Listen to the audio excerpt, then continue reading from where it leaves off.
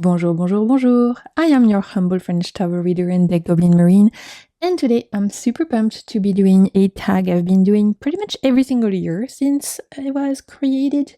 It is the Midyear tarot tag that was created by Chanel Days. And this is a tag where we are midway through the year, kind of reviewing the decks that we've used the most, the decks that surprised us, the biggest surprise, biggest disappointment, etc. I love to do this mid-year check-in, doing it every year since Chanel posted the first one. I know sadly she's no longer on YouTube, but before she left, she had mentioned that she was totally okay with us continuing her legacy of tags.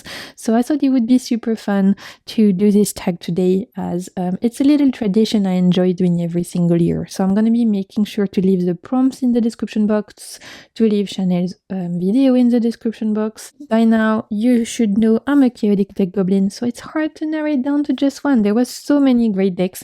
This year, spoiler alert, this year for me is an amazing deck year. But for example, last year was not such a fun deck year because whilst I did discover a lot of good decks, I wasn't in a physical capacity because of chronic pain and chronic illness to actually enjoy the decks I had acquired. This year, I'm finding myself a lot more able to engage with my cartomancy practice, and on top of that, this year has already given us amazing decks. Deck creators and artists are coming out with amazing creations, so I am pumped. 2026 is turning out to be a good tarot year for me, so we're gonna go straight in, my friends. I hope everyone is doing good. I hope everyone is having a good month of June, and let's get into it. Midyear tarot tag, let's go. I'm really feeling my nails today. I love them. You know, very demure, very subtle, very me. So I'm living for this.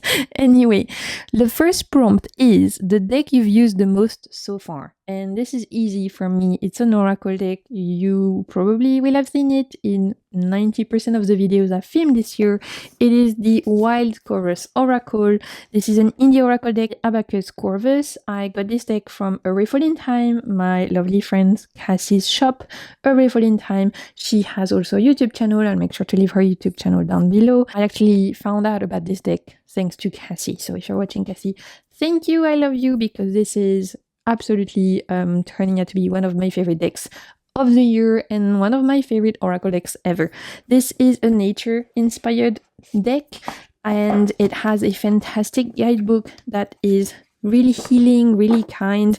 And so the reason why this has been my most used deck of the year is because it lives on my bedside table.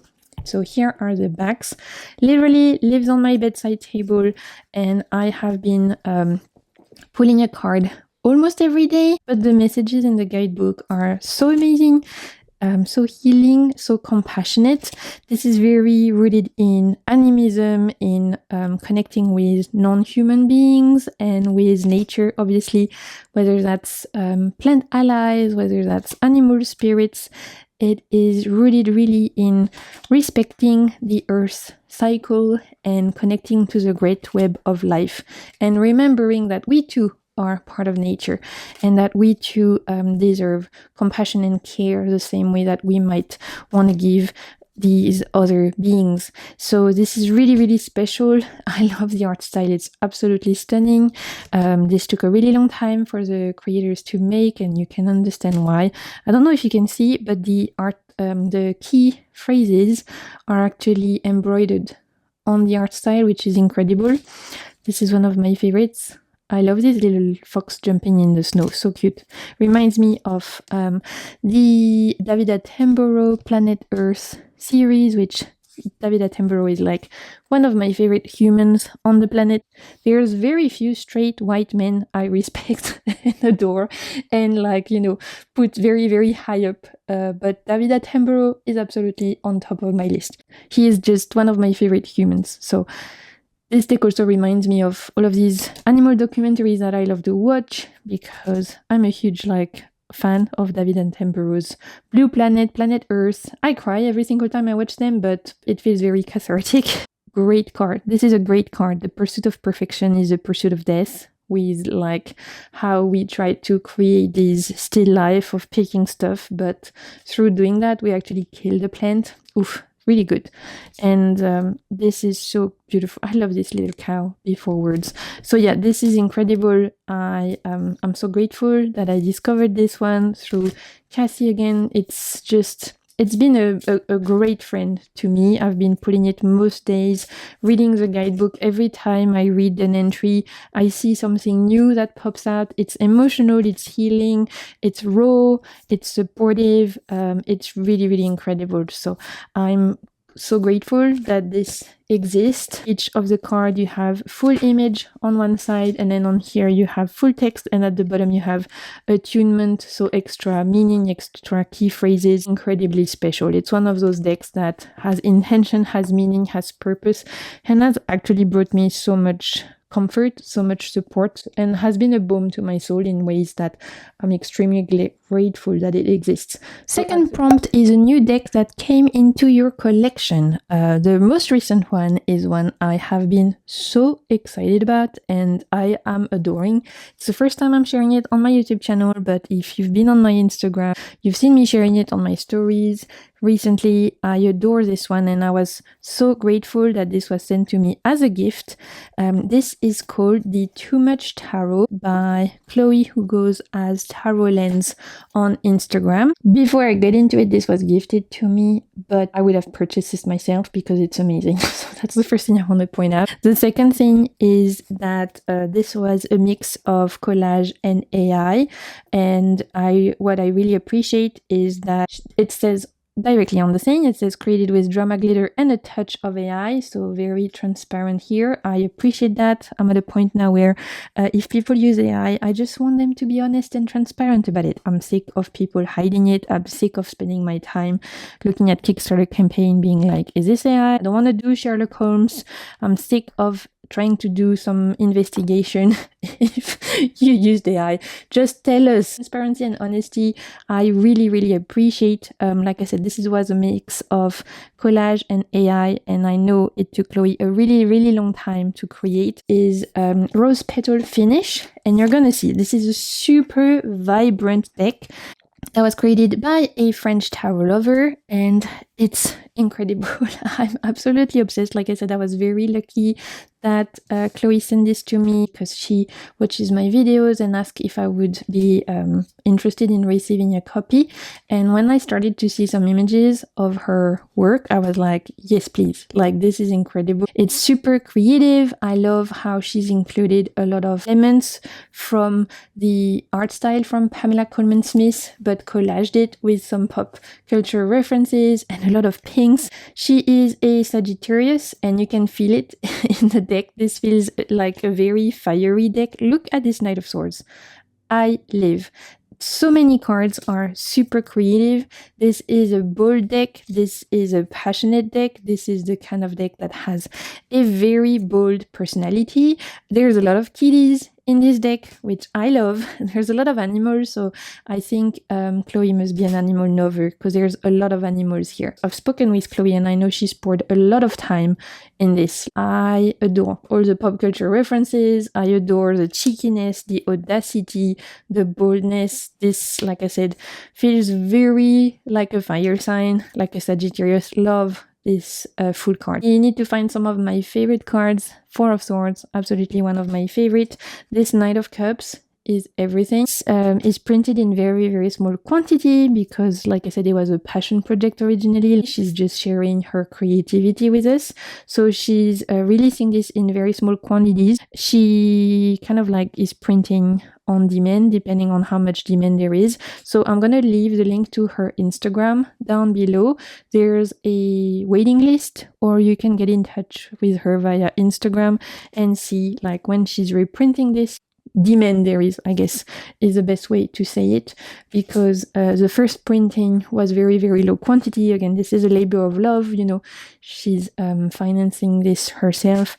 I just want to share for shared like people who might vibe with her style, and I personally vibe with this so much. By the way, I just wanted to say, if Chloe is watching, thank you so much, because when she sent this to me, not only did she send the deck, but she sent so many adorable goodies, like this little pocket hug, and there was some stickers and some like 4-leaf clovers, lucky things, and it's just like there's so many cute little things in here that just, you know, made my day. Little cards. It was adorable. There was so much thought poured into this, and so you can just tell that she's someone very passionate and someone very creative and just wants to share her ideas with the world, and I really appreciate that. So just wanted to say a huge thank you. The combo I found between the Too Much Tarot is actually using one of Rose-based decks. This is the Softest Shade Oracle decks that you can get on Make Playing Cards, so print on demand, but I hadn't really found a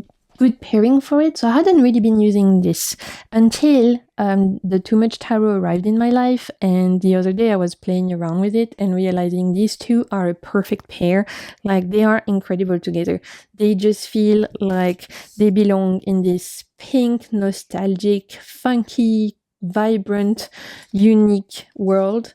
I adore these together, and so I just wanted to mention it in case you might have also the Softest Shade Oracle and maybe have not found ways to pair it. These two together, energetically, they just feel like they belong in the same world.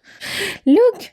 I mean, come on! It's fun, it's unapologetic, it's unique, it's original, and just big point of view. I adore it. I adore these together, and you know, super happy and grateful that Chloe sent this my way. I love the Too Much Tarot. I don't think it's too much at all. I think it's just enough for me, and I love rose-based creations, so these two together have just been such a joy. My new favorite pairings. I've been using them all week, so I wanted to share them with you guys. Look at this Death card with Isis. Oof! Yes! Three of Wands is one of my favorite cards in tarot. This might be one of my favorite Three of Wands ever. So I love these two. We have the Ten of Cups, so cute, with the unicorn. This Moon card is incredible. The Tower, genius. Truly, this is really smart deck. You can tell that there was a lot of intention poured into it. I love this Emperor, one of my favorite Emperors ever. You know, I'm an Aries, so the Emperor card is always important to me. Like Nine of Swords. I love it. Also one of my favorite cards. I love all the cards with the kiddies. It's amazing. With the Zix Arcana, Chef's Kiss. With this one, Chef's Kiss. With the Rosabelle Tarot from Soul Shadow Tarot, Chef's Kiss. Like, this is just a really awesome deck. Super fun pairing here that has made me incredibly happy this week. Let's move on to the next prompt, which is most anticipated deck that was released this year. I've got two for this prompt. I have two Kickstarters that I was eagerly awaiting by two of my favorite artists. Rose Season Tarot by Tara from Telesma Studios. Tara is the creatrix of the Telesma Tarot, which is my favorite collage tarot deck ever. I adore the Telesma Tarot. So when I found out that she was doing a Kickstarter for a new collage deck, I was like, please take my money.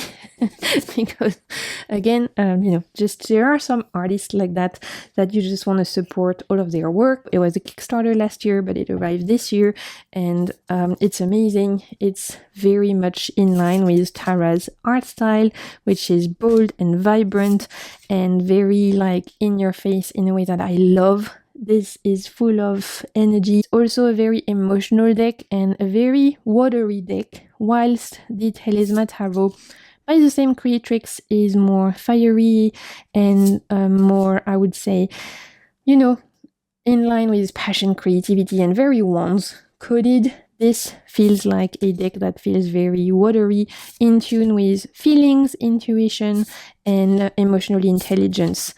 It has brought me incredibly profound readings. It's been amazing for myself, for others, specifically in tune with the cup suit. Like, this is a King of Cups / Queen of Cups in energy. And again, the guidebook is really, really good, as with all of Tarot's guidebooks, because you have key phrases, a ton of key phrases for each of the card, and oftentimes when I find myself reading with a deck, 1 or 2 key phrases will jump out, and they just summarize my reading in a way that is very impactful and brilliant. And one of my highlights of this year, for sure, a deck I was eagerly waiting for and anticipating, and that did not disappoint. The second most anticipated deck for me so far this year was the Yukika Tarot, again a deck by one of my favorite artists, Stacia Burrington, creatrix of the Sasuraibito Tarot, which was one of my first indie decks. I love the Sasuraibito, but the Yukika surpassed it 10 times for me. Like, this feels like the grown-up, evolved 2.0, even 3.0 version of Stacia's art style, and I'm incredibly in love with this deck. This is a really profound and special creation. So the Yukika Tarot, here are the backs, beautiful. We have some hollow detailing, the edges are beautiful as well, this kind of like peach hollow color, super beautiful. And again, we have a guidebook, just the box, everything is beautiful, so much attention to detail, production, everything is 10 out of 10. This is a very emotional deck. As soon as I found out that Stacia was doing another tarot deck, I was like, take my money, back the Kickstarter immediately. I was very excited to get my hands on this. I was also a little bit worried because some of the majors were renamed, and because I love the Sasuraibito so much that I was like, is this gonna compete? But you guys, I shouldn't have worried. This is on a lane of its own, and it actually surpasses for me the Sasuraibito like tenfold. Take what I say with a pinch of salt, it's just my personal opinion, but to me this feels like the evolved version, the grown-up version, and it just feels a lot more profound and a lot more emotionally attuned to the world. There's something really, really moving about this deck. I know a lot of people love it, I know a lot of people have it, a lot of the cards will entice strong emotional reactions. This deck will not leave you indifferent. There's a lot of whimsy in it, like, it's definitely not a gloomy deck, but there are some cards that hit, right? So all the feels, whether that's joy, grief, anger, whatever it is, this will meet you where you are. It's very attuned to, like I said, whimsy, but also very attuned with some of the hardship that the world faces. Like, look at this star card, it's incredible. And the death card, for example, I know has offered a lot of like strong emotional reaction to people. The Justice card, which I'll try and find, is probably one of my favorite justices ever. There's something about it that feels very moving for what's going on in the world right now. Of point of view that was taken that feels strong, and a lot of intention. You feel it. This hits you in the feels. Can I find the Justice card, or did we pass it, you guys? This is another one of my favorite, Six of Stones. I get really strong emotional reaction using with this deck. It has brought me incredibly powerful readings, and for that I'm extremely grateful. With everything going on right now in the world, all the genocides, this is very, very potent. And I'm so grateful to Stacia for sharing this art, but also having made such strong choices in the art style.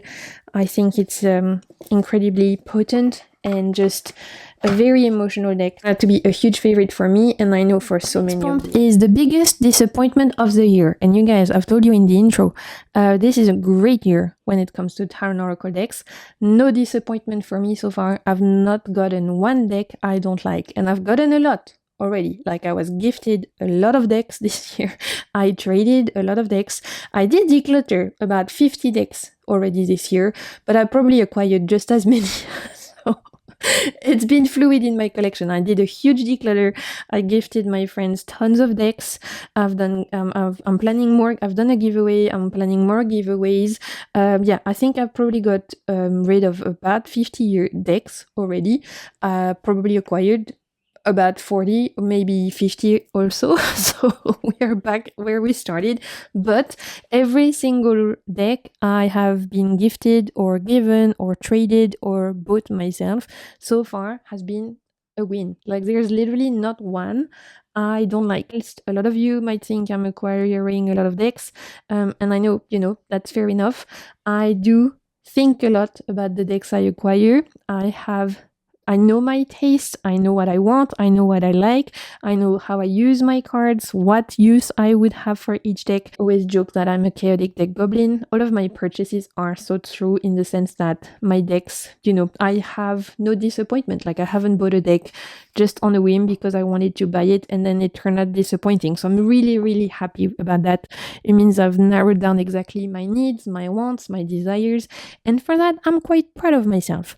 Moving on to biggest surprise. The first one, talking about trades, it was given to me. I didn't acquire it. It was part of like a bunch of decks I was given by this lovely lady who was decluttering her deck collection here, and she was getting rid of all of her English decks because a lot of them have been translated in French. Let's talk about the Kelly's Oracle by Alana Fairchild. I would have never purchased this myself. I was actually avoiding this purely because of pettiness, because a lot of my friends had told me this is really good, but the idea of having a Kali deck created by a white lady pissed me off. So I didn't want to buy this when this came out, but even though a lot of my friends were like, Marine, this is a really great deck, you should check it out.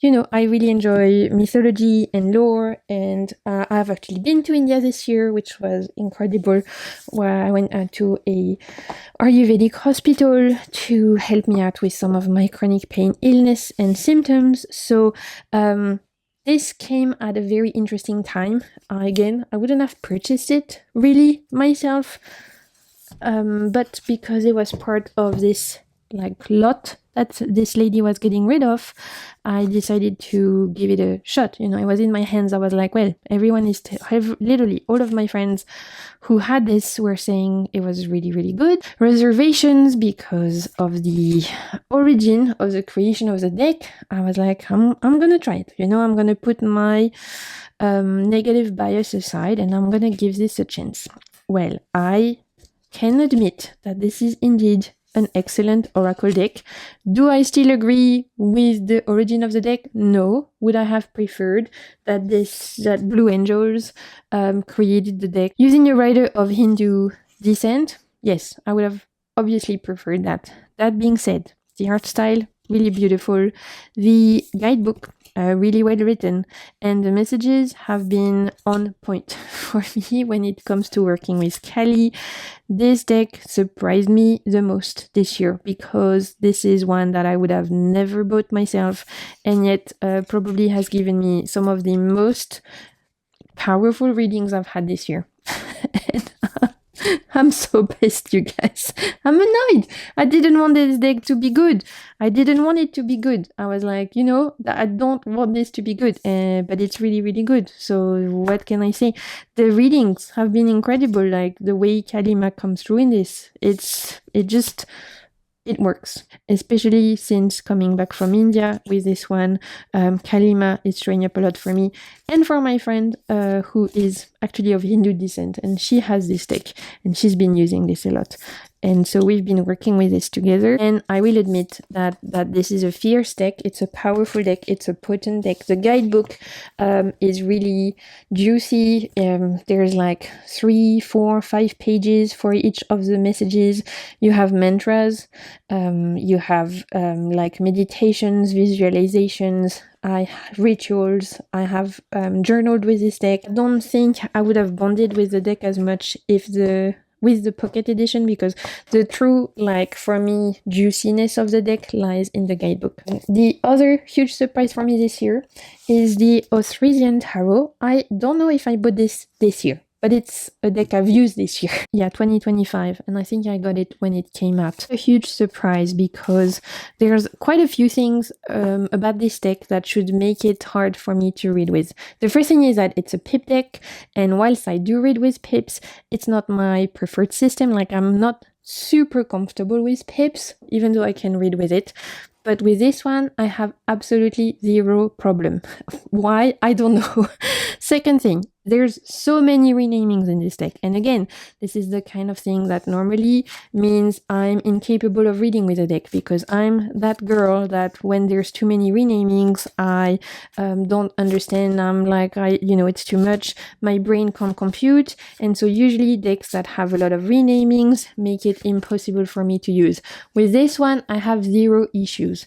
So on paper, this deck shouldn't work as well as it does for me. And yet, this is incredible and has been one of my best readers this year. So like I said, all the majors have been renamed. For example, here for Temperance, we have the two rivers. And the reason why there's so many renamings is that this is a deck about the Titans. So the gods before the gods in Greek mythology. Every single majors will represent a Titan or a specific figure. The court cards also have been renamed. So instead of the Queen of Swords, we have the Pride of the West. Again, normally seeing the Pride of the West would be like, my brain would be like, hell no, I don't understand. Somehow with this one, no problem at all. I understand it straight away. Rider of the East. I see that it's the Knight of Cups. So there's something about this that somehow I'm computing so easily and that I'm reading with so easily, even though I shouldn't normally. According to my normal taste. But I think it's because it's based in Greek mythology, which I love. It's one of my huge loves. So probably that makes it easier. The art style is incredible. Titans or goddesses or deities referred here are ones that I love. Like we have Cybele for the strength card, probably one of my favorite goddesses ever. And I mean the pips, like whilst they're pips, they just read so effortlessly. This is such an easy deck to read with for me. Again, I've had incredibly profound readings with this one. This is probably my best reader for me when it comes to getting clear answers. If I pull this deck out, I will take it seriously because it's going to tell me something I need to hear. Like these old gods do not play about. If I want to do a little bit of divination, or if I want to find out the core of the issue, this deck will exactly tell me what's what, but I need to make sure I listen because it does not play about. Oh, it does not. Like it has such a strong, potent voice, this one. So huge surprise. I did not think I would have such ease with this, considering there's a lot of things that normally might make me feel a little bit like I'm on the struggle bus. But with this, so easy to read. Let's talk about deck crushes, the decks you're in love with.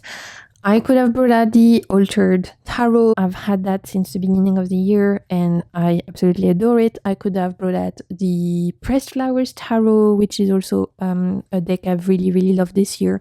But I wanted to bring more recent crushes, as crush means like you're still in that phase of like the beginning of the relationship, right? So I guess my most recent crushes are I've got two decks, one Oracle and one Tarot. For Oracle, we have Gaia Lessons from the Earth.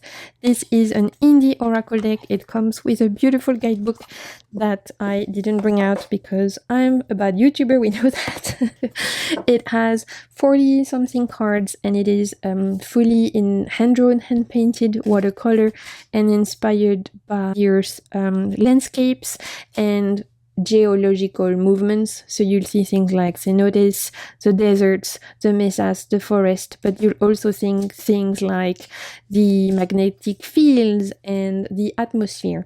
Everything about this deck is very rooted in ecology, in connecting with Gaia, in connecting with the great web of life, and that's my jam, you guys. If you watch my channel before, nature is my church, the way to connect to something larger than me, God, spirit, the universe, whatever you want to call it. I do that through nature. This deck made me cry. I'm incredibly in love with the art style, with the guidebook, with the intention, with everything that this deck does. I didn't put it in my most use because obviously I've not had it as long as the Wild Chorus, but I can see this becoming on par with the Wild Chorus Oracle for me. It's one of those Oracle decks that moves me, that speaks to my soul, that speaks to my spiritual practices, that speaks to my beliefs. It is a deck that feels really rooted in beliefs and intentions that I align myself with when it comes to my spiritual beliefs and practices. And just there's something incredibly moving about this one. Just so grateful for Andrea Durfee for putting this out there, because this is really, really special.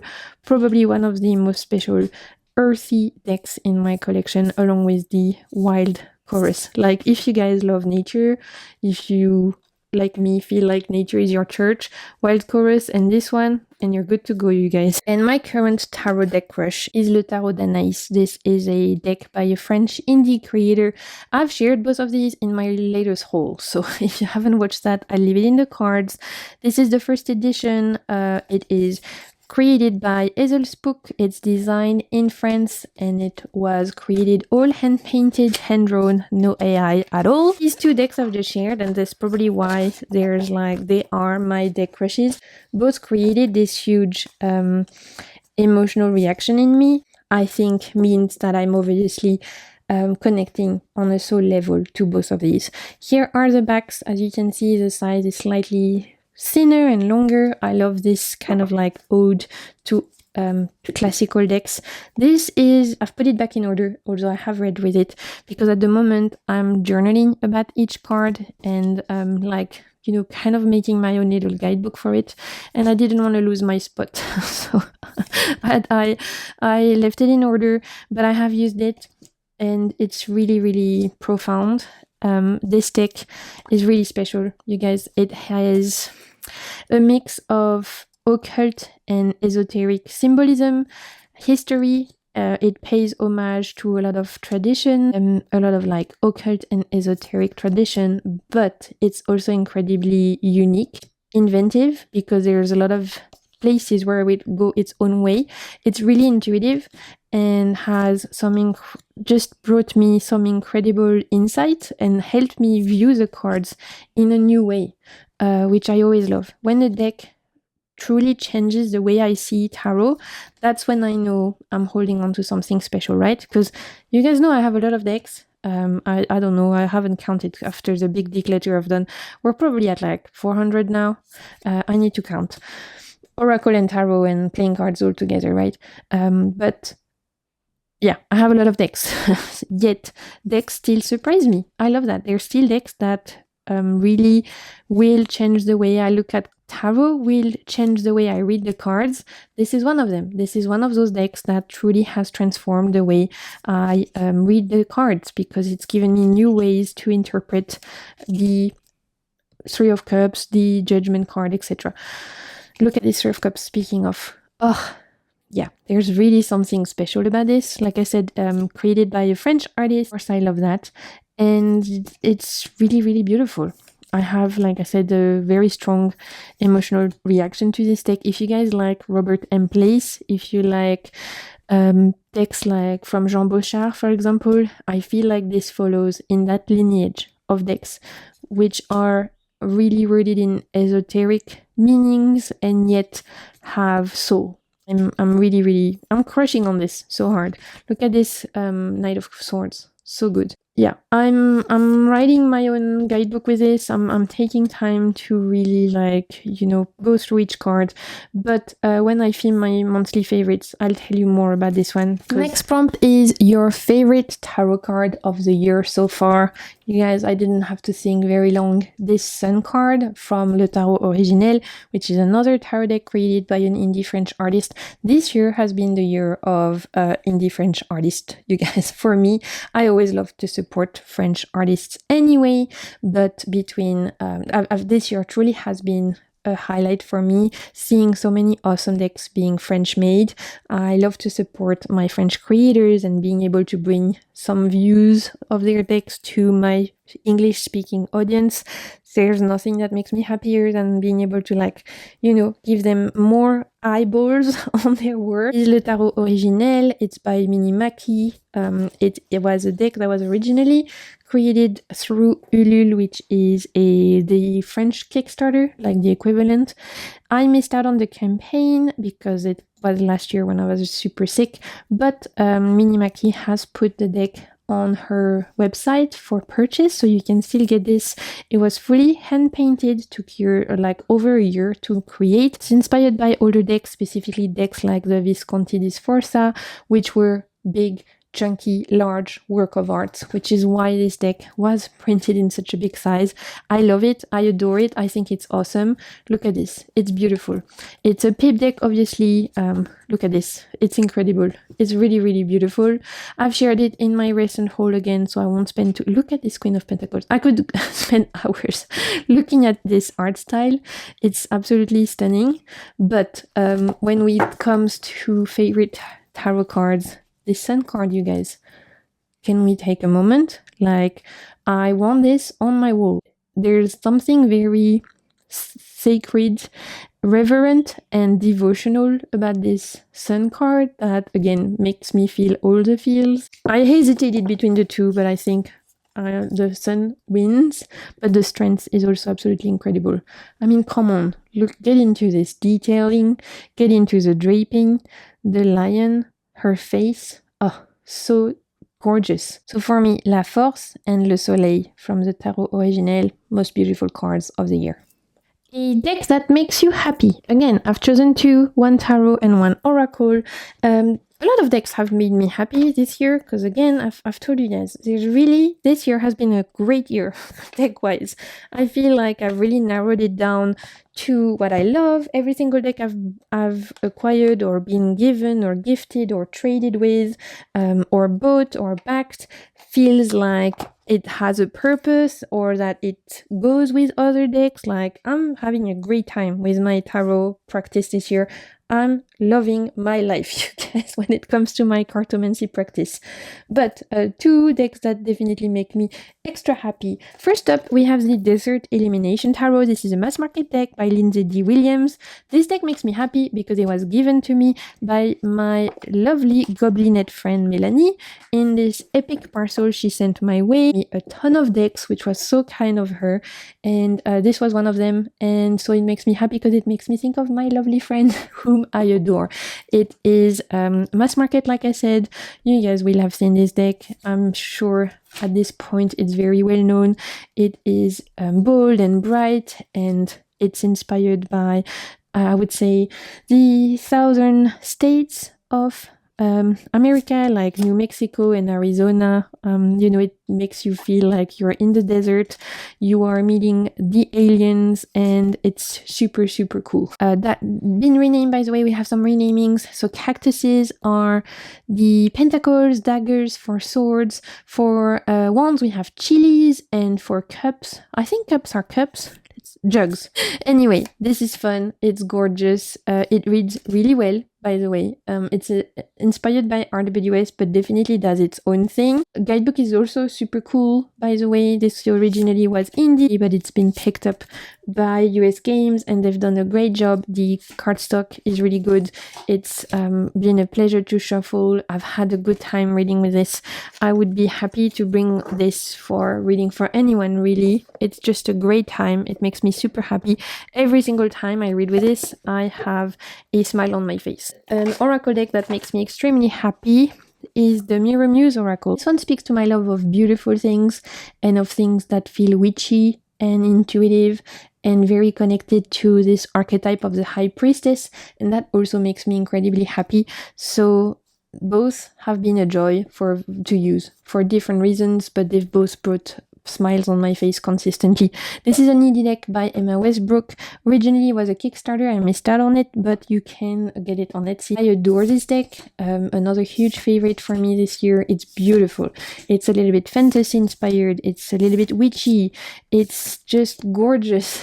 And so this speaks to my love of lore and legends and feel magical and witchy, and oh, I adore it. Makes me very, very happy every time I use it because I feel extremely lucky to be able to hold and use such a beautiful deck. I'm so happy that this exists. I'm so happy to have, just every time I use it, I'm happy, you guys. This is one of those that I've never had a bad reading with. It always speaks clearly and it feels inspiring to use. It feels engaging. It feels like it touches parts of my creativity.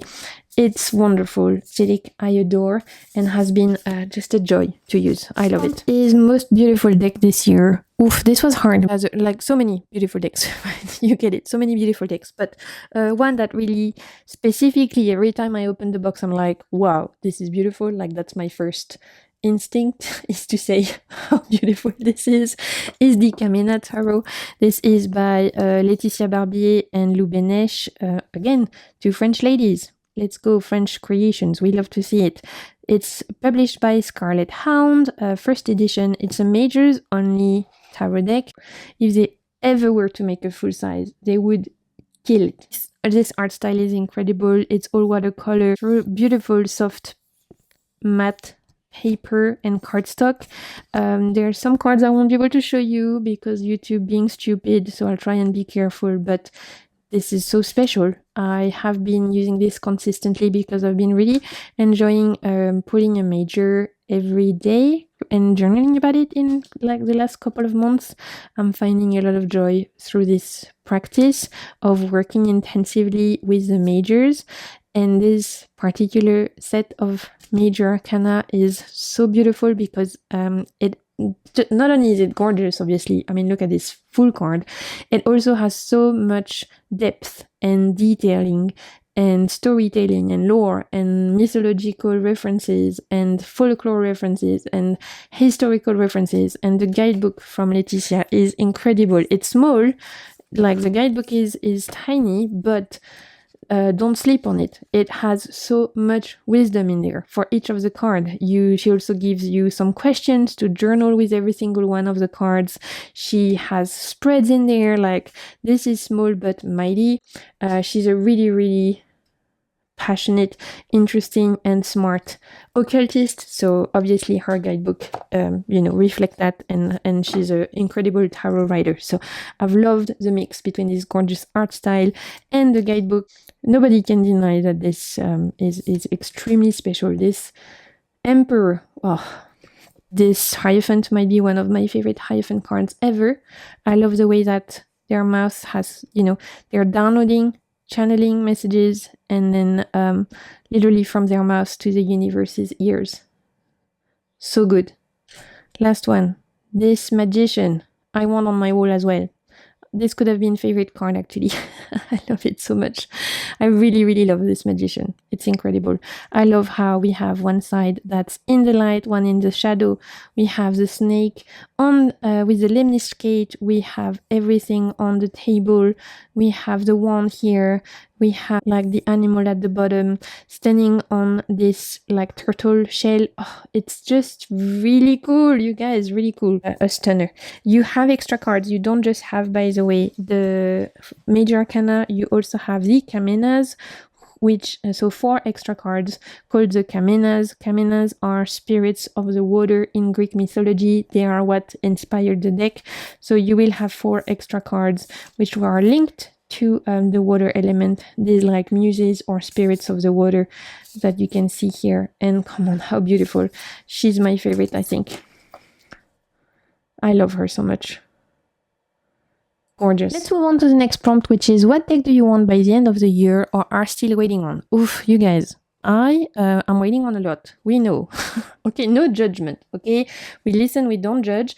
I have backed a shit ton of Kickstarter. I'm telling you, this year is a great tarot year. Who am I to deny supporting amazing artists and not being a patron of the arts? Like, that's my calling, I feel like that's my true calling. First up, let's talk about Kickstarters I'm waiting on. Top of my head, I know I backed recently a Beatles tarot that looked awesome by an indie creator that was based in the UK. I love the Beatles, so I'm super excited about that. I'm waiting on, of course, Lennox Ree's latest decks, the Tarot of Folkloric Waters. I love Lennox work, so I'm super pumped about that. So I'll put images, here. And Fork Court Tarot that I had backed on Kickstarter that I'm kind of pissed off because I'm seeing it in all of the shops, and yet I know I haven't received my pledge, but I know a lot of, and which is fine because I live in the middle of nowhere on a little island in the middle of the Indian Ocean, but I know a lot of friends backed this and haven't received their copy yet. It's available in all of the shops, so that kind of pisses me off when people who have supported you on Kickstarter. They've believed in your project, they're giving you money, and you are not making the effort to make sure that they get their pledges before the deck is available everywhere. I think that's kind of a piss take. So I will refrain from supporting further campaign from this creator. In terms of decks I've bought, but that haven't arrived yet, I bought the Remembering the Sweetful Tarot. I'm waiting for that. It's somewhere in the ether. It's been traveling for a while, but I know it's not lost. It's gonna come eventually. I also am waiting on the Visionary Tarot, which is a tarot deck by a group of artists in the Netherlands that looks super cool. I'm normally not a huge fan of collective decks in terms of decks that are created by different people, because sometimes it lacks cohesion, but this one, there were so many cards I loved that I couldn't resist. So I'm super excited about that one.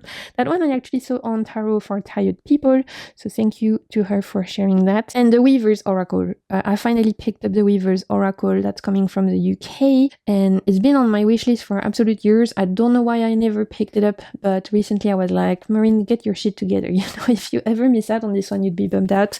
And I really feel this call to work more with Crone energy this year. So super excited whenever that will arrive. In terms of decks on my wish list, do you guys want to know? I know I love how I'm asking you and you can't respond. I'll tell you what's on my wish list. The decks that I haven't purchased yet, but that I think by the end of the year I will have. I'm super pumped about the A Riffle in Time Tarot, obviously. My friend Cassie's tarot deck. She's created a collage photo montage tarot deck that looks amazing, called A Riffle in Time Tarot. So whenever she releases that, I will be purchasing one for sure. I would love to get the Serpentine Tarot by Rose Bay whenever she releases the finished product. I didn't want to get the Graham Crafter version because everyone said the cardstock was shite. I would rather support Rose Bay's fully indie printed creation she's gonna release. So super pumped about that one. I also would love to get my hands on the Embodied Earth Tarot, because so many of you told me, Marine, you need to have a look at this deck. It's so you would love it. And you were right. I watched so many reviews and I was like, how in the hell did I miss out on this? I adore it. So I'm definitely going to pick this up before the end of the year.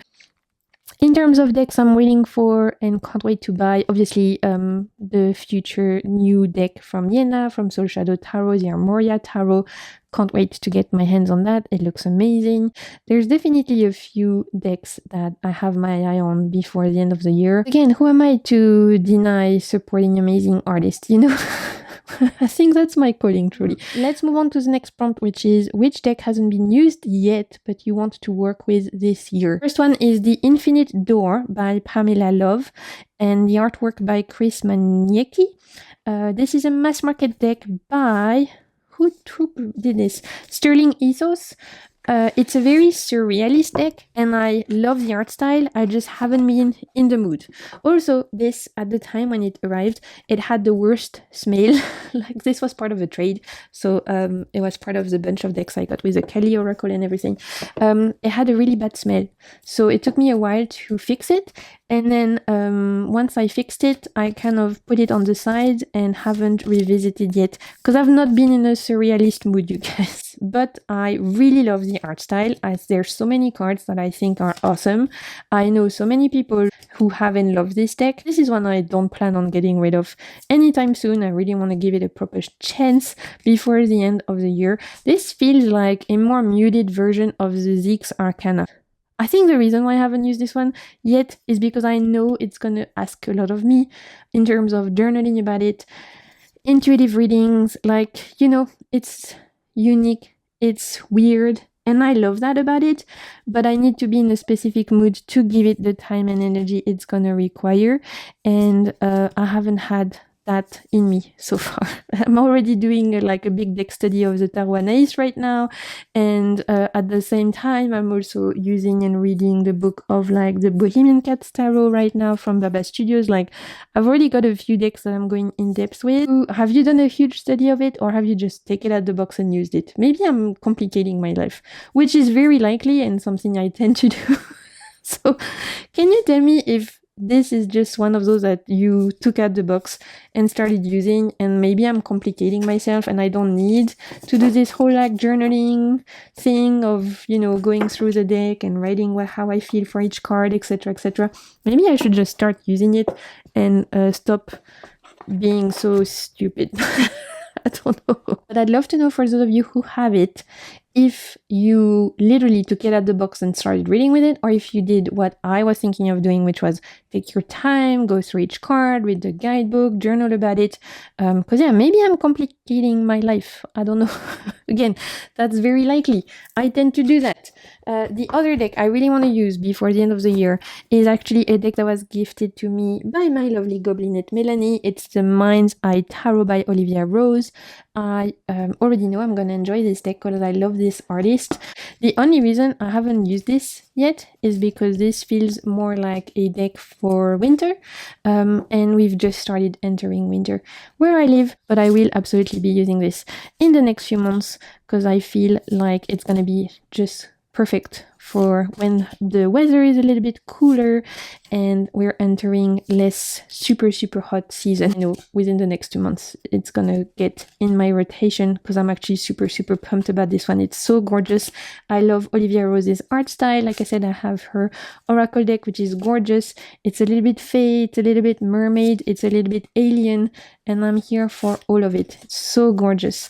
I know a lot of people don't like these eyes. I think they're so cool, and so yeah, I'm really pumped about using this. Last prompt, you guys. The last prompt is, what is a favorite video you've made this year? And this is an easy choice. My favorite video I've made is the video where I finally shared a little bit more about how I use tarot for chronic illness. If you haven't seen it, I will leave it in the cards. It was a very emotional and vulnerable video where I had an honest chat about how I use the cards to help me with living with chronic pain, chronic illness, and invisible disability. It kind of started conversations in the comments that moved me to tears. I had a really hundreds of DMs, emails, messages from fellow spoonies and disabled peeps and people who also walk the path of living with chronic pain and chronic illness. And it really I'm really happy I finally decided to film this video. I will make a second video on this subject. I've been planning it. I'm just waiting for a new mic because the mic I use when I do face fronting videos broke and I haven't received my new one. That's for sure my favorite video I filmed, and I'll leave it in the cards if you haven't checked it out. I hope you're all doing good. I hope you have had a good first half in terms of cartomancy practice and tarot decks and oracle decks and your enjoyment of the cards. For me, in terms of cards, like I said, I'm having a great year. In terms of life, there's definitely been better, but at least the cards have shown up to be amazing allies, and for that, I'm grateful. Until next time, I'm sending you so much good vibes, and keep navigating the waves of your soul. Bye!